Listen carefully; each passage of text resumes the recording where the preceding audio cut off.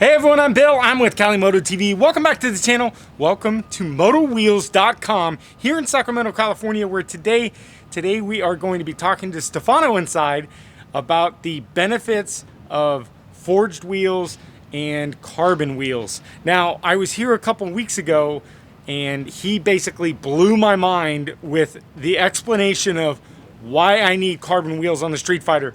So let's get in there and Stephano's going to give you guys a first-hand look of why you guys need to switch from either a cast wheel to a forged wheel or a forged wheel to a carbon wheel. It's pretty crazy once you see this. So let's get inside and see what Stephano's got to say about carbon wheels. Stephano, thank you, sir. Thank you, thank you. Pleasure, Bill. So I was in a couple weeks ago and you kind of blew my mind and changed my mind about carbon wheels. Now, the Ducati Streetfighter's got forged wheels already on it, right? So I came in to talk about the possibilities of the OZ Racing forged wheels, and your first thing was, why aren't you doing carbon wheels? And I'm like, I don't need carbon. So I've got a couple reasons why I'm not going to do carbon. One, they don't retain heat. Two, if I hit a pothole, I've just ruined a $2,000 wheel. And just the expense of the carbon wheels, you've got to be more delicate at getting them changed and stuff like that. So what do you say about the retention of heat? What do we do about this? Well, basically, when it comes to metal wheels, whether it be magnesium or aluminum, there's a tendency for the wheel to change the temperature of the air within. And because of that, you have to kind of allow for that. Yeah. Whereas with the carbon fiber wheels, because they, like you said yourself, they have a different properties and they don't really retain heat. Right. You just add to the pressure of the, to the PSI practically. So you just bump it up a little bit, and that will be perfectly fine. So when you had said it to me, it just kind of made sense. Right. Just run hot pressures, right? Exactly. Run the pressures that you want to run. There doesn't need to be the fluctuation. So the first obstacle that I've given you, you've already given me a much better definition. Hot pressures, we don't have to deal with pressures. Now at the track, it is going to raise a little bit because obviously the tires are much hotter. But out on the street, I can run the temperatures I want to run. So it just makes better sense. And for hard riding, for that matter. Streetfighter's primarily for the street. So if I hit a pothole on a forged wheel and it does, and I hit a big enough pothole that causes so much damage that it's going to destroy the OZ wheel, Correct. What's the benefit of having the carbon wheel over the OZ wheel? Well, generally speaking, BST wheels actually are certified to withstand more basically impact than the OEM wheels. Mm-hmm. And that's why JWL from Japan, TUV from Germany, and DOT from US have certified them. Okay. They've gone through a tremendous amount of testing, and the Drappy tank that you're holding in your hands actually is the latest generation with the highest basically impact resistancy. Now, let's say you hit a pothole at the rate of basically where you could damage the wheel. If it can damage the carbon wheel, it means that your metal wheel would have also been affected and would have been bent. Right. So the advantage is that it would absorb the impact and it would still allow for you to continue your ride so you can pull to the side. Whereas the metal wheel, because of the deformation of the shape, it can cause a crash. It's going to taco, exactly. It's going to blow the tire. Right. And so, again, back to benefits to carbon. Yes, yeah, they're more expensive to replace. But the fact that these will basically concave in but come back to its normal. Exactly. Yes, it may destroy the wheel, but I'm safer. You're safer, absolutely. Which makes total sense.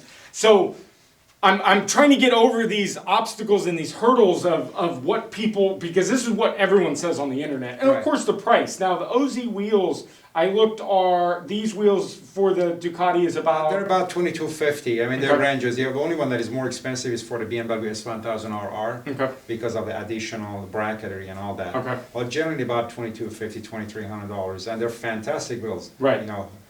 So going from a basic standard wheel to the forged wheel is a huge benefit. It's a massive difference, yeah. But really, for me to go from the forged wheel on the Ducati to a forged OZ wheel, it kind of doesn't make sense. Yes, it does, because the forged wheels by OZ, they're 3D forged, which means that they are tremendously stronger, and basically, by far. Production forged wheels, such as what comes on the S models of the Ducati, as including the R version, and Kawasaki ZX-10 SE, which is also a special race replica type, as well as the Honda SP2, which used to come with the forged marquesinis. Those are considered production forged, which is meant for the OEM and mass produced in some ways. So the type of forging process is quite different, and how the wheel starts life is quite different than actual forged wheels from OZ or Marquesini. So there is benefit to Absolutely. Forged wheels now. Right. But if you want to get even more benefits of weight and what we're about to talk about, which absolutely sold me on carbon wheels. Right. So you showed me this, and it kind of blew my mind on the inertia and how the weight, so the weight, when you feel the weight in this, there's weight over here, there's weight in here, there's weight everywhere on this wheel. Across the whole wheel, yeah. Right. Where this wheel, there's no weight on the edge. Like I feel this and there's no weight there. Yeah, I can feel the weight in the middle. You did this, and this is what blew my mind. So let's give her a spin and let's spin it. So when you hit a wobble, you can see the wheel continues to wobble, and it doesn't. Let's get one more spin. So you can see when we get that wobble, it wants to continue. The inertia continues to kind of give you that wobble. So to give you a definition, when you guys are on your bike, when you guys are getting that wobble on the bike or that tank slap on the bike, the wheels aren't helping. The wheels are actually increasing the issues. Amplify the feel, yeah. He did this, and it blew my mind. So let's do it again, and you'll see it just wants to stop. So even if I'm trying to make it wiggle, let's go one more. That's really quick. If I'm trying to make it wiggle, it doesn't want to wiggle. It wants to just run straight, and that's because the inertia of the momentum of the weight, because there's no weight around the outside, which is keeping that thing wiggling. It's all based in here, and you feel it. When I go like this, it actually feels lighter than when I hold it in here. When I hold it in here, I feel the weight. But when I go like this, how much is this? 2.2 pounds, is that right? The entire thing? No, it's about 5.5. Five. It's 2.2 lighter than the Ducati wheel, right? Yes. Something like that. Yes. It doesn't feel like it. When I hold it here, it feels like it, but out here it doesn't. So basically, this is similar to the weight of the forged wheel that is on your S. Right. So you can't tell the difference. But it feels weighty everywhere. Yeah. It feels weighty here. It feels even more weighty here. Exactly. But it's just so. Without further ado, these are the new BST. What are they? The Rapid Tech wheels that are going on the Streetfighter. We're picking them up today. They finally come in, and I can't thank you guys enough because our pleasure. You guys know Moto Wheels because this is where I got the Aero exhaust. You guys have the new titanium exhaust coming in, right? Which is coming in, yes. So they've got some new titanium-specific exhausts that are coming in. I was at Shiv yesterday, and Shiv's got some news on the new Ducati Streetfighter. Apparently the ECU is double locked down on the Streetfighter only. He can get into the Panigale 2020, but the Streetfighter, they updated it. And so when you take your bike to the dealer, they update it with an extra wall of security. Right. He apparently is getting through it this next couple weeks. So tunes are going to become available. So if you guys are getting aero pipes, they're going to be available. But we're going to head over to some F1 motorcycle shop to get the new wheels mounted. We also have some other stuff that's going on around here and some stuff that's up here. So you guys will have to stay tuned. But sir, hey, thank you so much for. Appreciate it. And I hope you guys understand the real benefit to the carbon wheels, because like I said, I came in here, I had the 2020 S1000 RR, and I really wasn't sold on the carbon wheels. And all of you guys have been asking me, am I going to be on carbon wheels? And I've told everybody, absolutely not. I have no intention of getting carbon wheels. But that inertia, that wiggle, it just all lined up for me and just made sense. So excellent. Again, I can't thank you guys enough. Motorwheels.com. I'm going to link them all down in the description, but let's go get these things mounted and then back on the bike, and let's get out for a ride.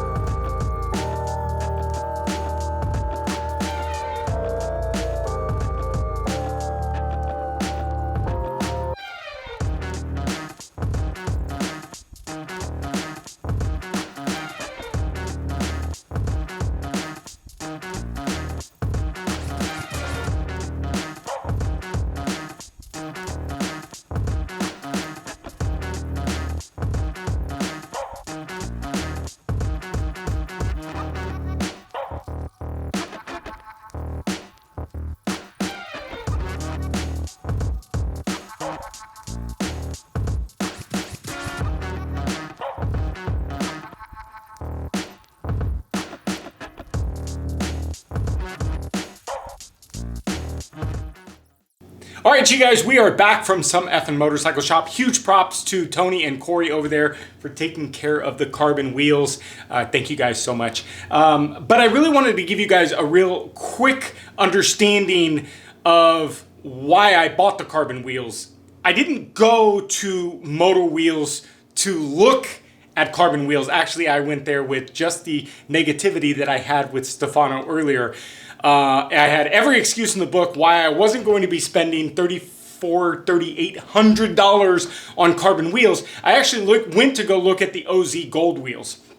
And Stephano has been in the game for years. If you guys are in the United States, pick up the phone, call Stephano over at Moto Wheels.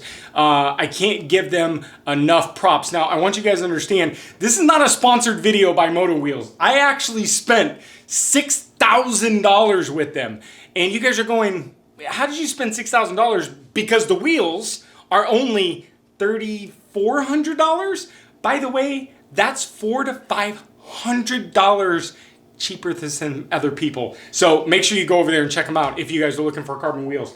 But I did buy some other things, which I'm going to let you guys in on right now. But I just wanted to let you know that I actually didn't go to buy carbon wheels, but the explanations that Stephano gave me in this video completely changed my mind. So I hope this is done well with you. But we've got to get this thing back up and ready. So we've got the front wheel up on the table. The rear wheel is mounted, and oh boy, does that look gorgeous. Now, again, I really wasn't looking for the look. Yes, it looks great. I like how it's all blacked out back there. But honestly, the inertia, the basically how these wheels spin was really what got me sold. So thank you, Stephano. So while I was there and while I had my wallet out, he pulled this out, which was something that he had just gotten in and said, these don't stick around for very long. They are the, let's see, I don't even know. I was like, sold. I don't know, they're Brembos, and they just look absolutely gorgeous on the wheels. So we're gonna get these mounted for you, but just to kind of show you guys, absolutely gorgeous titanium bolts, hollowed titanium bolts. So I figured if I'm going all the way. And then also we did the Fordo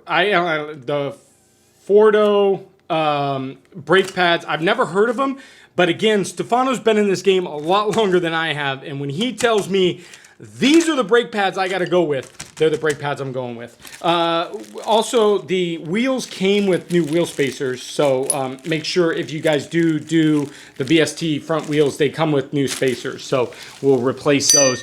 So we're going to be replacing the pads while we're here, but I also got to talking to Stephano about some stuff up here and the benefits of this in particular.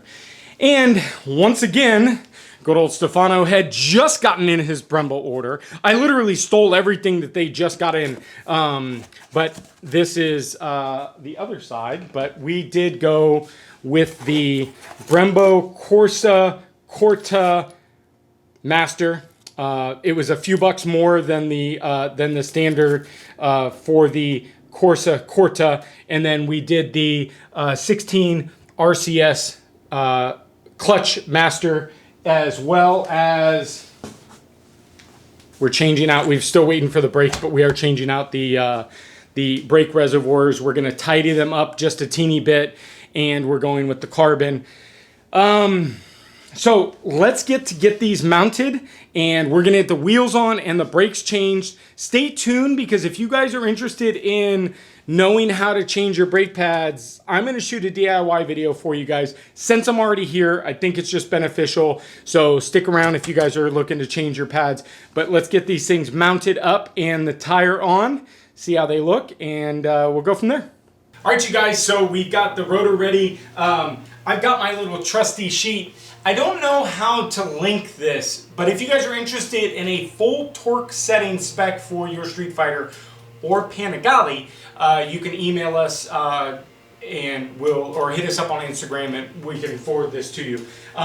The torque spec for the rotor is 22 pound-feet or 30 Newton meters. So what we're going to do is obviously get the rotors kind of lined up. Now, when I talked to Stephano was real clear about not using the Loctite, and in fact, it does not say to use Loctite, but in fact, he said make sure that, because these are the titanium bolts, he said you'll never get them back out if you put them in without the anti-seize. So make sure you get some anti-seize if you guys are looking at rotors from Moto Wheels. Make sure you tell Stephano to get you the anti-seize. So we're going to go ahead and get the 5 on there, torque down, flipped it over, and repeat.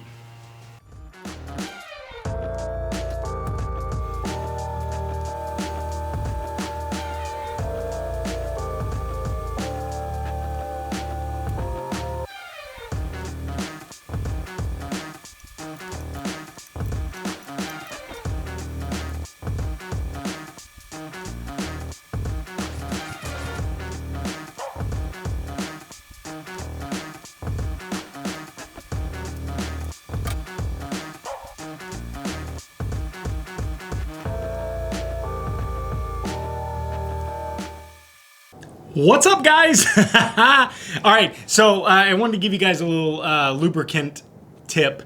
I use synthetic grease by Superlube. You can find it on Amazon.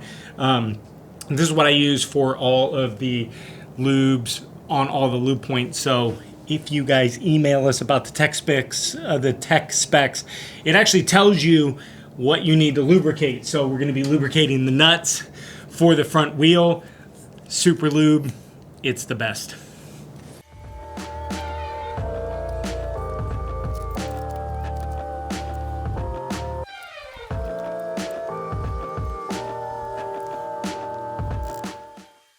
Alright guys, so the wheel is mounted. Now make sure you use some lubricant. BST provides wheel spacers. You can't use the old wheel spacers. I even checked just to make sure, and sure enough, no go. Front axle nut, 63 Newton meters or 46 pound-feet of torque. So we've got our torque wrench with our little special tool, and we are going to be going to 46 pound-feet of torque.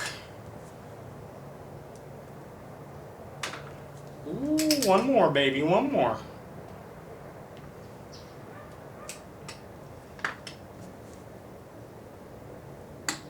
And there we go. And then just another click just to make sure. Now, if you guys are up about the ceramic bearings and what the benefit of the ceramic bearing is, this wheel will just sit and spin just with that light of touch. That's it. And it'll just sit and spin. So when you get the inertia, So this thing will just spin. It will probably spin for 10 minutes with a good spin. So if you guys are contemplating, look, if you can, go all out, get it. So that's about it. Let's wrap it up. We'll pull the camera up and take a look at how these things look, and I'm happy with the purchase. So. Well, I couldn't be happier. So let's get this thing off, and I've got some more work to do on it. So we're not going to do an immediate first ride, but I'm not going to release this video until we do the first ride because I really want you guys to get a reaction. A friend of mine local who has a Panigale, Spencer, he has these wheels, and he's like, it's like riding on the head of a nail. The bike just wants to turn, which I already know. I mean, it's just, we already know what the benefits of it, but I like the fact that I don't have to monitor tire pressures now. The look of them is great, but I'm really looking forward to that handling. So we're gonna button everything up. If you guys haven't seen the brake caliper removal, a full removal, and we are going to be doing a full brake pad swap with cleaning of the calipers, and we're going to be putting new pads on and new masters. Stay tuned, we'll link that up above. But let's get this thing off the stands and out on the road and see how it rides. Yeah, I mean, they're good. I think it's going to be definitely beneficial, like when I really am railing, but all right, we're going left. Ready?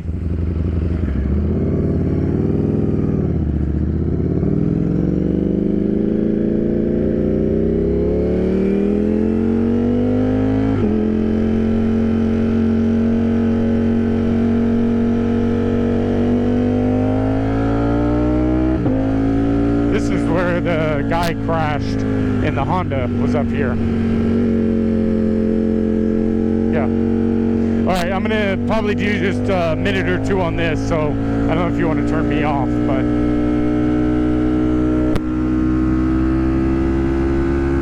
All right, guys, so we are out on our kind of first ride on the BST wheels. So I wanted to give you guys just my first initial, but I encourage you guys to go ahead and stay tuned because I am going to do a full first ride on the wheels and talk a little bit more about them. But my first initial impression, just coming up here, I probably have about 35 miles.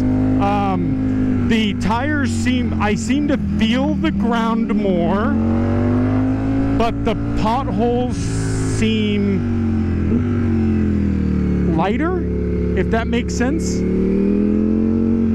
So it feels like I'm getting bigger absorption with the wheels on the bigger bumps, but I feel like I feel the road more, if that makes sense.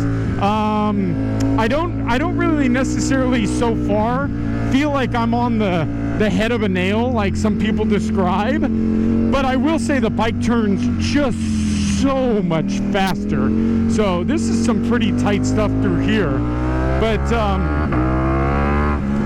we're going to be on a little faster sweeping roads later today, and that's where we'll pick up more of the full BST wheel ride. But I just want to give you guys an update. Thank you guys for sticking around for the install of this thing. Now, if you guys noticed, I forgot one thing this morning, so I'll let you guys in on it now, is don't forget when you put your wheels on to put the ABS sensor ring on the front disc. So we left this morning on the ride and ABS air all over. So don't forget to put the ABS disc back on the rotors. But outside that, so far so good. Stick around for more videos, and we'll see you guys next video. Thanks, guys. Bye-bye.